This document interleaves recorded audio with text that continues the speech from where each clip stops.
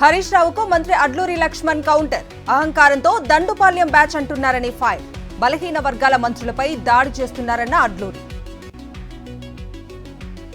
Revenue సర్వేయర్ల పోస్టులకు ఎంపికైన వారికి నియామక పత్రాలు మాదాపూర్ శిల్పకళా వేదికలో పంపిణీ చేసిన సీఎం రేవంత్.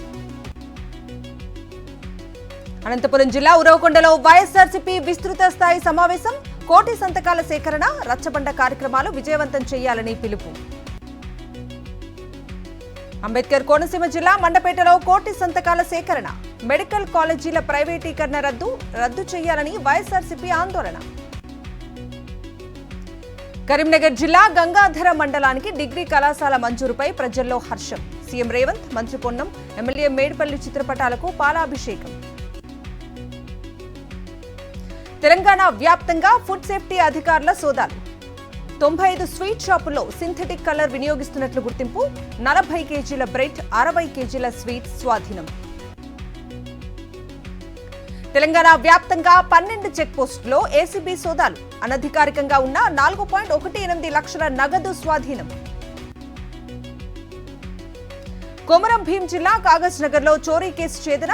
2 నిందితుల నుంచి 17 తులాల బంగారు ఆభరణాలు స్వాధీనం.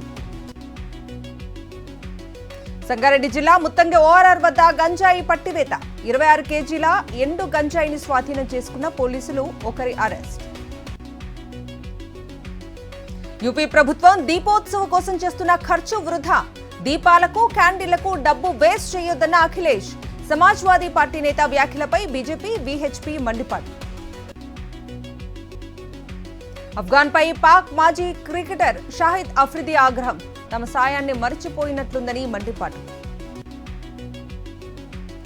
ఇండోర్ మ్యాచ్లో భారీ స్కోర్పై కన్నేసిన ఇంగ్లాండ్. నిరాశపరిచిన భారత బౌలర్లు. నైట్ మరో సెంచరీ. ఆసీస్తో తొలి వన్డేలో భారత్ ఓటమి. 7 వికెట్ల తేడాతో గెలుపొందిన కంగారులు.